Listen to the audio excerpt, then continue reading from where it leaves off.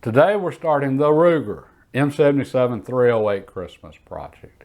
And this particular rifle, it had belonged to a good friend of mine, Russell. Well, now it belongs to his brother, Stephen.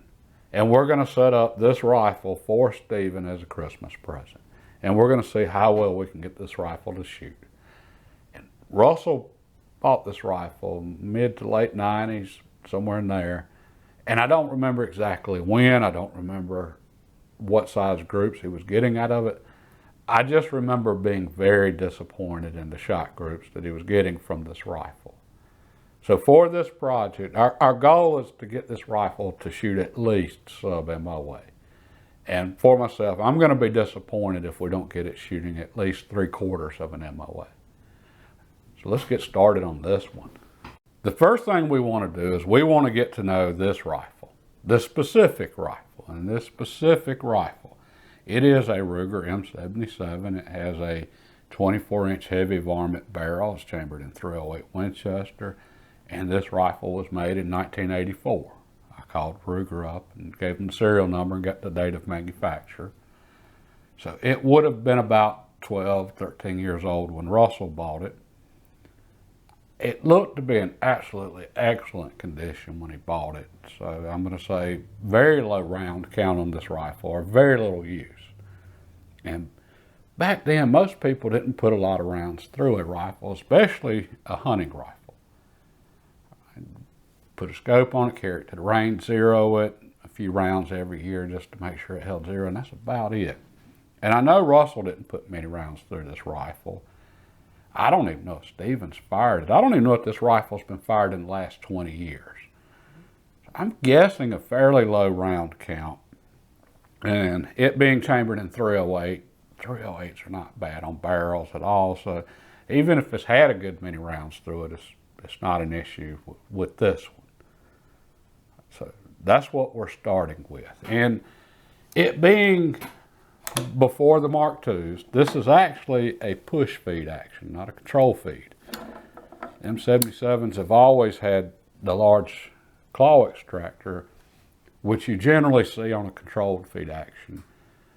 But they didn't, the Ruger M77s did not become an actual control feed till they went to the Mark IIs, I believe, in 1989. So yeah, yep, definitely push feed here. We've got the plunger type ejector pin here, and that's not an issue. It's just there's little idiosyncrasies that are good to know as far as the difference between control feed and push feeds. With the push feeds and that extractor, if we were, ejector, if we were setting this up to be a bench rest rifle, we would want to remove that spring from the ejector pin. And the reason for that spring keeps tension on the cartridge, which wants to push it to one side. Right. Not really a big deal, but blueprinting in action. The whole theory behind all of that is a gunsmith takes an action and the bolt, and he just squares everything up. So he squares up the bolt face, makes sure it's perpendicular to the body, squares up the locking lugs and all of the surfaces on the action. We have to make sure there's no tensions pulling in any one direction or something like that. Well, with that ejector pin, you've got tension pushing your cartridge off center just a little bit. It can still shoot great. It's just something to keep in mind and be aware of, that's all.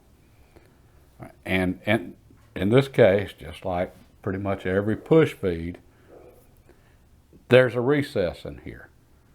On a M98, the bolt face would just be flat, and the cartridge would just sit against that flat bolt face. But we've got a recess, so we want to make sure we at least don't have any trash in here. We want this to be clean, so I'm going to take a little Q-tip real quick,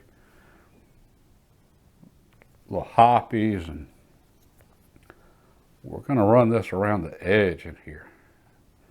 You know, we got a lot of black stuff. And Stephen had this barrel in action Cerakoted. All right, not my rifle, not my call. As he is, I'm not judging. but I don't know how much gunk we have in different places. And I notice I'm getting a lot of black, and I don't think this is carbon from firing. I'm guessing this might be a little something left over from the Cerakoting, some kind of little coating, but we want to push that pin down and get all around there real good and make sure we don't have any gunk trapped in there. Something that could put a little more pressure on the cartridge and cause it not to seat as well as it possibly could. Now we want to take a good look at the locking lugs. And in particular, we want to look at the wear pattern on the lugs. Make sure we don't see any high spots or just something out of the ordinary. It looks to be pretty good. I can see some rounding on the corners, but I'm sure that was almost like a chamfer, you might say, just to help closing the bolt. Everything looks pretty good though, pretty symmetrical. I've got the bore scope here, and this will let us see exactly what the inside of this bore is looking like. And we're in the chamber, a little rough. Maybe that's all the darkness is from the Cerakote, maybe. A few rough spots. And this would be the throat right here. Let's see what these lands are looking like. Looking a little rough there. That might just be part of the manufacturing. Look like some pitting. I'm guessing from rust. They do appear to be even. That's pretty good. If we go in, some strange horizontal marks here. I don't know what all that is. It's kind of odd looking. Overall, the bore appears to be in really good shape, especially as we come on down. You know, I know Stephen, I doubt seriously this has been cleaned in a really long time. So yeah, really interesting marks there. I don't know what all that's about.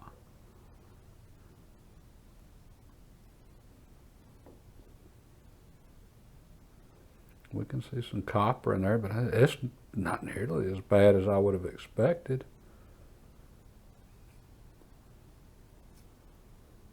Yeah, all right, we're getting into some rust here. Rust and copper.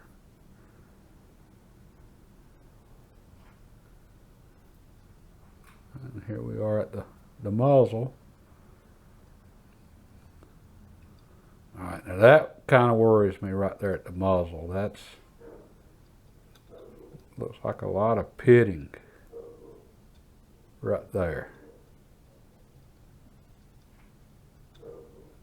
And that could cause some accuracy issues, maybe. Overall, a lot better than I thought. All right, so let's grab a cleaning rod and brush and see if we can't make this look a little better. This bore is really not bad at all. It's a whole lot better than I was expecting. With that said though, with the amount of rust in there and maybe Cerakoting stuff in the chamber maybe, I think with this one, I'm gonna run some Kroll through here to start with and let it penetrate well.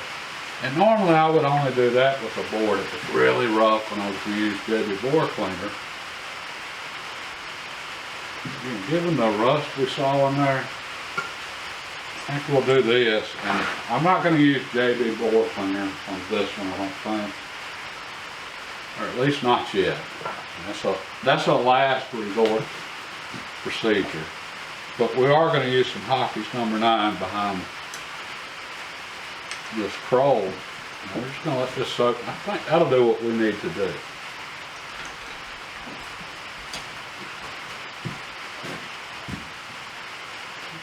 It's pretty black looking. I just don't know how much of that's from the Cerakoting or carbon or what. Let's get some more through here. And I want to set this one up level and prevent all of it from running out. I want it to soak in on this one for a few minutes at least. I gave that coral a few minutes to soak in, do its thing, penetrate. Now I've got a bronze brush with a square patch wrapped around it, and I cut the square patch down because it's a pretty new brush, so it's going to be tight. That's why I cut the patch down. Now we're just going to put some hoppies on here.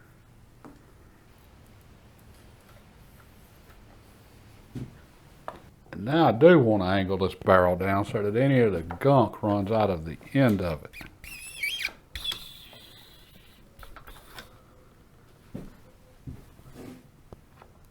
Yeah, pretty dirty.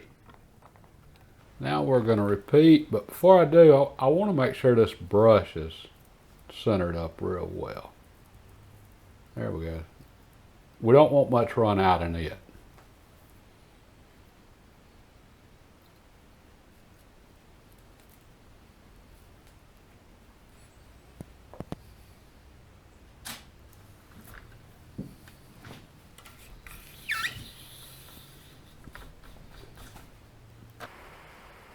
And just in case anyone's interested, they do sell hoppies by the quart.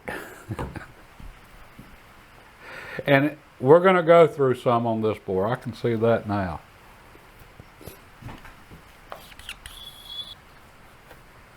Now I want to run some wet round patches through here. And put hoppies on these as well. And same thing, just keep going with patches until they come out clean. And I'm using a Jag with this.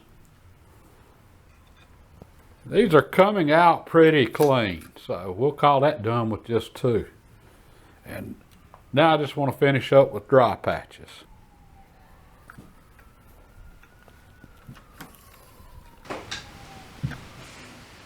So after a good bit of cleaning there, let's see what we've got now with this bore.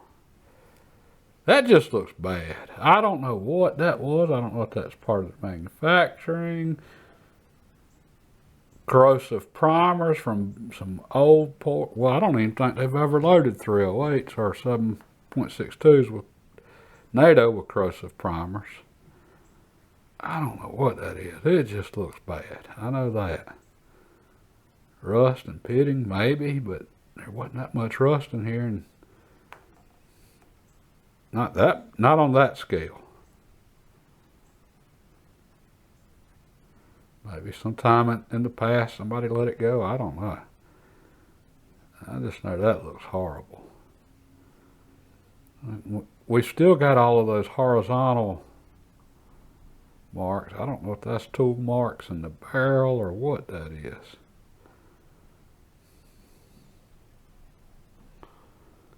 More pitting, and I'm not so much worried about the pitting as I am the pitting right there at the lands like it was. That just didn't look good, and we still got a lot of that hard baked in carbon. Still got a little rust, or excuse me, copper, but not much.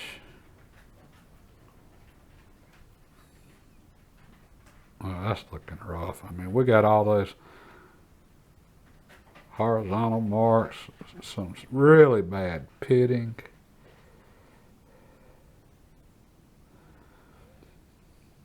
I don't know what all that is. I've seen surplus military rifles that look better than this. And I mean rifles that went through World War II.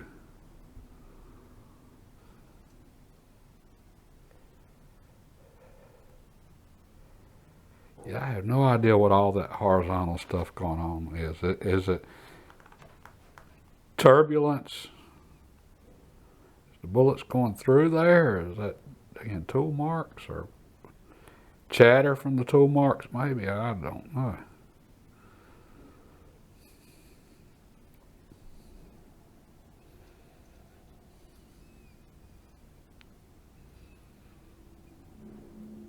Yeah, this appears to be all the way around.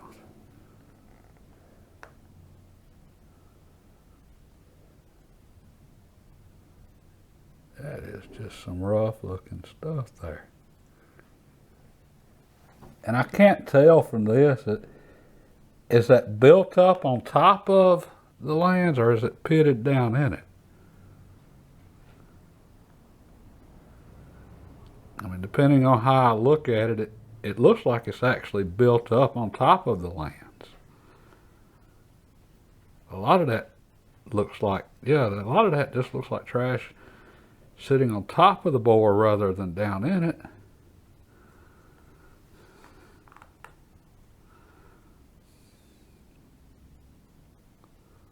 Same there.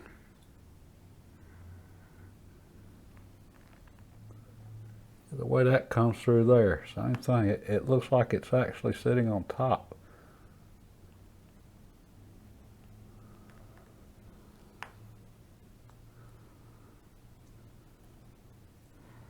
Maybe trash from the, where it's Cerakoted possibly. I have no idea at this point.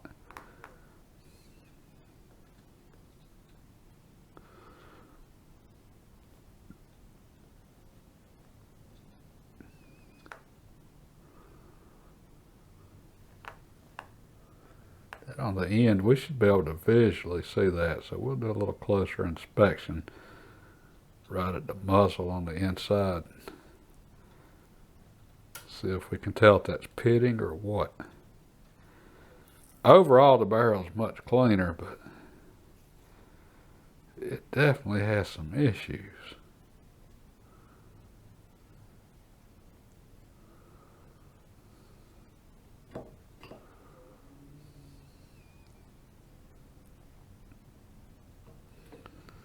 Yeah, we might be JB bore cleaning this one sooner than I thought.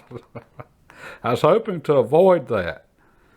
I like to use that stuff very sparingly, but you know, All right, now that appears to definitely be down into the steel. That does not look to be on top.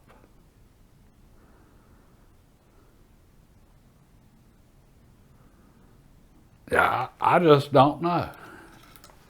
So I went and did some research, and apparently the horizontal marks we saw here, that's perfectly fine, and those are tool marks.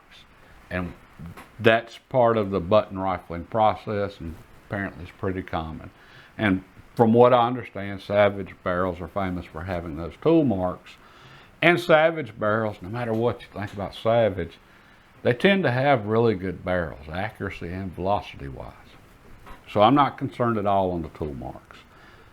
I am concerned and curious about all of the pitting that we saw in here. This barrel was remarkably clean. And I know it hasn't been cleaned in 20 years, and I called my buddy Steven and verified it. I didn't think he had. He hadn't. Okay, that barrel was surprisingly clean.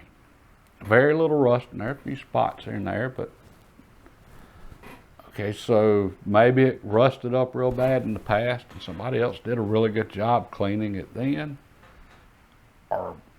And for me, the pitting in here just didn't look like rust pitting.